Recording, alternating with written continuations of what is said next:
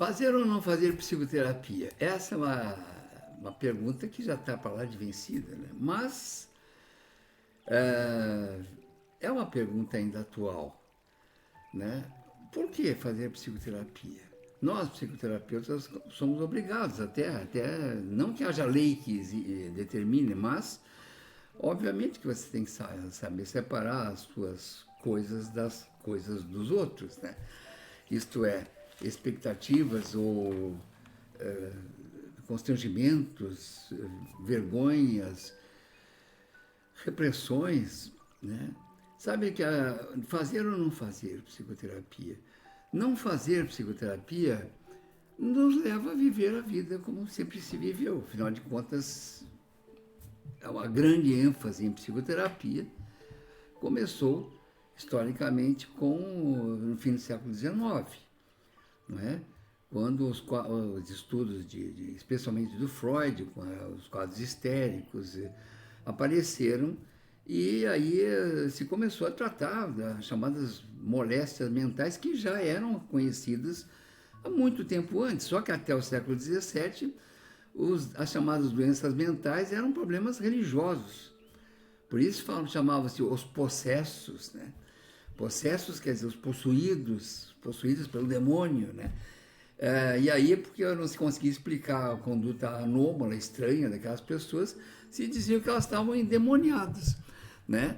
E então, e aí faziam o que? Horrores com as pessoas. Batiam nelas para o demônio ir embora, né? Acorrentavam essas pessoas. Ai, que horror, né? Então,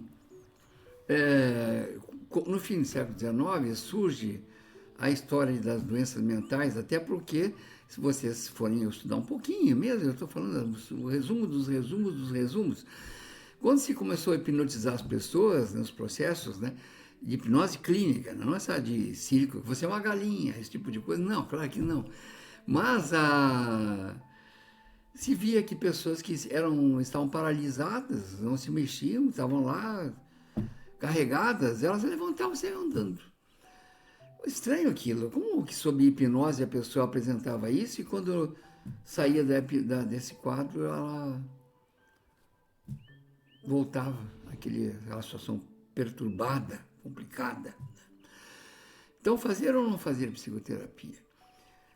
Ora, a natureza nos oferece, como seres para a vida, que trazemos uma bagagem que é chamada de fenótipo, ou resultado que aparece de algo chamado genótipo, isto é, a condição genética em que a gente existe, pronto. Juntou um espermatozoide com 23 cromossomos, com um óvulo de 23 cromossomos, 46 cromossomos, é a nossa espécie, e pronto, aqui estamos, né? E aí um organismo normal, claro que não existe uma fábrica, né? Como se faz esse negócio aqui, esse microfone, todos eles saem iguais, milhares. O número 1 é igual ao número 3.000, eu suponho, né? Espero que seja. Mas nós não, nós somos muito peculiares e cada um de nós é absolutamente único. Mas, via de regra, nós somos muito parecidos, né? Um japonês com um cara da Groenlândia, com um africano ou um brasileiro, nós temos sentimentos, nós temos desejos, nós temos uma consciência, né? Então, isso faz com que os seres humanos Homo sapiens, lembre-se que havia outras espécies chamadas Homos, que sumiram quando o Homo sapiens entrou, pelo que se estuda aí na antropologia, somos muito parecidos. E a natureza nos oferece para a vida. Aqui está a luz, a mãe oferece a luz, como se fala, né? Dá à luz este indivíduo que nasce como um ser virgem do ponto de vista de conhecimento. E aí começa a construção da cultura daquele serzinho lá, que começa com os reflexos labiais, você põe uma caneta, ele mama, né? Ah, não, põe o bico do seio, ele mama. Claro, é essencial que a nossa espécie, cada indivíduo tenha esse reflexo, porque precisa daquilo para poder ser amamentado pela mãe nossa, eu na minha, você na sua e assim por diante. Então, quando éramos pequenos, evidentemente. Então, vejam, a natureza nos oferece para a vida. Só que a nossa vida, na medida que ela se torna mais urbana, mais complexa, mais, aspas, civilizada, mais tecnológica, hoje em dia mais informatizada, ela vai, isso vem pelos pais, pelos avós que estavam lá, ele não sabe o que é aquilo, o que é celular, e enfim, qualquer guria ensina um avô a operar aí o WhatsApp, vamos dizer, né? Que é coisa meio mágica, né? Cá para nós. Ou outros, né, aplicativos aí em geral. Começa a acessar o banco, qual é a conta bancária. O guri ensina, né? E para o menino de 6, 7 anos sabe. É uma aritmética, né? Então o avô não entende aquilo, porque ele fica assustado com o aparelho, né? E não sabe que a operação é uma série de passos bastante simples. Mas não é esse o meu foco. O meu foco são os conflitos. Por quê? Porque aqueles pais lá também estiveram, em certo momento, entregues à vida e foram formados segundo princípios que eram religiosos, que eram morais, que eram políticos, que eram artísticos, eu sei lá o quê.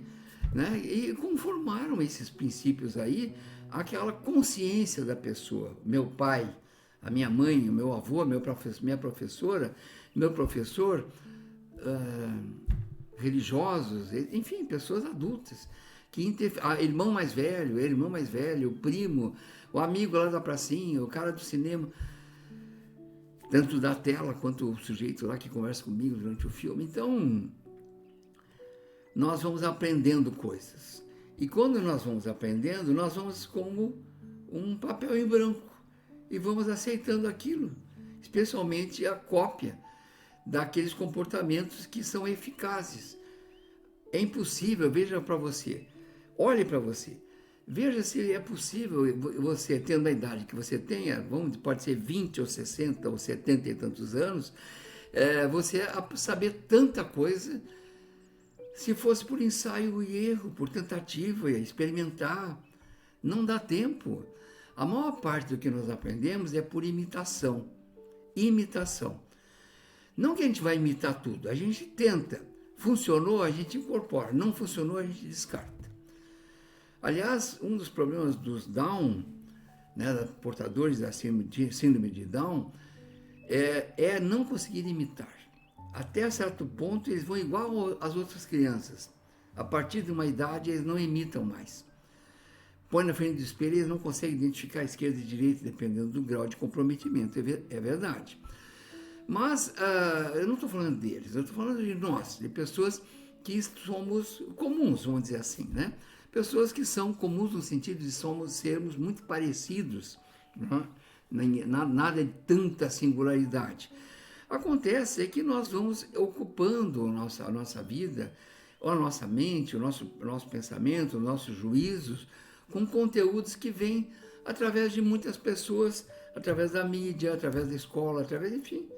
Nós somos como esponjas que vamos absorvendo o que vem e vamos experimentando. Só que funciona na situação A e não funciona na situação B.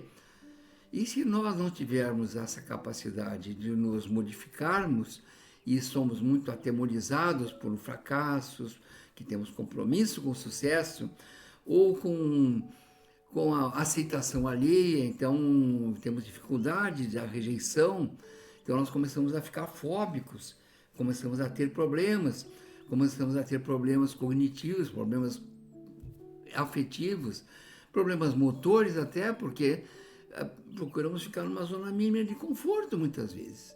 É muito ruim. E uma psicoterapia nos livra dessas coisas, nos livra desses fardos. Não que você vá lá conversar com o psicoterapeuta, por exemplo, olha, faça isso, faça aquilo, Isso só funciona para o psicoterapeuta, não para o cliente ou para a cliente, não é? Por isso que se fala, a psicoterapeuta adora pai e mãe, ou crises, a psicoterapeuta adora crises. Não é verdade. Mas que é bom é. Quer dizer, conhecer a nossa mãe, não o nome dela, não o endereço, a idade dela, mas conhecê-la no íntimo. Porque ela me passou, por exemplo, um compromisso com ser um cidadão decente, eu tenho que casar, vamos pensar na década de 40 ou década de 50. Óbvio que você vai casar, meu filho, você vai ter filhos, eu quero netos e bisnetos, se eu puder, né? Eu vou escolher o nome do bisneto. Meu Deus, meu Deus, é muita responsabilidade, né? Então, havemos de nos livrar, temos que nos livrar. Não quer dizer que eu não vou cultivar o amor à minha mãe, ao meu pai, ao meu irmão, à minha, né, a minha ancestralidade, no modo geral. Mas eu tenho que saber que eu sou eu. Sou eu que venho ao mundo. Vou torcer para que todo mundo venha bem ao mundo, né? Infelizmente, a gente sabe que muita gente não vem bem. Mas que venha bem ao mundo. Venha bem, venha com uma boa condição nutricional, venha com uma condição que não há acidente de parto, venha que uma condição genética boa, e aí a vida vai se apresentar e a pessoa vai se aculturar naquele contexto. Por isso que o guri chinês fala mandarim e nós falamos português e assim por diante. Não é só na língua, nos usos e costumes em geral. Então, vejam, eu sou eu, e das fraldas até o fim da vida é um processo de mudança, plástico, um processo de aperfeiçoamento, mas não apenas de saber digitar, né? Ou saber tocar violão, ou cantar, ou até falar, como estou fazendo agora. É muito mais. Não é o domínio da informação, e esse domínio da informação é fundamental, e da arte, mas é o domínio daquilo que é necessário para a sabedoria. E quando nós conseguimos, ou pelo sofrimento que a vida nos impõe, porque a vida, ela nos cobrará. Não é? A realidade, como falei no vídeo uns dias atrás, a realidade vai se impor a todos nós. Independentemente das nossas expectativas ou da nossa capacidade que temos para lidar com essas restrições ou facilidades que a realidade nos oferece, a realidade vai se impor. E é quando nós somos incapazes, ou nós nos recolhemos e ficamos chorando nossa infelicidade lá, nossas lamúrias, ou ficamos numa zona mínima de conforto e dizemos, vou ficar aqui porque tá bom, aqui eu respiro, aqui eu me dou bem, eu sei lá o quê, e a vida para, né? Ou então eu tento fazer sem capacidade e a vida vem e me mói, como se fosse um pilão que bate lá no milho e no trigo, até que aquilo vire pó e se reformule, porque afinal de contas a vida não dá tréguas. Mas a psicoterapia ajuda muito, porque aquilo que a vida às vezes ensina, nem sempre, mas às vezes ensina, a psicoterapia ensina de um modo muito mais econômico, muito mais barato, que não é cara a psicoterapia, porque é X reais a hora, e depois aquele cara só fala, ou aquela moça só fala, me botou deitado no sofá, fiquei falando sozinho, ou conversou comigo e me disse assim, você tem a resposta, né? É porque é assim, a resposta está em você. Tá? Em você reformular a si próprio. O protagonista da psicoterapia, e nem sempre é um processo fácil, quase sempre é doloroso, porque precisamos abandonar formas ultrapassadas, fazer uma faxina interna em nós, e os protagonistas somos nós, não a psicoterapeuta, não é a psicoterapeuta, somos nós. E assim é a vida, queira você ou não, assim é a vida, o que vai fazer?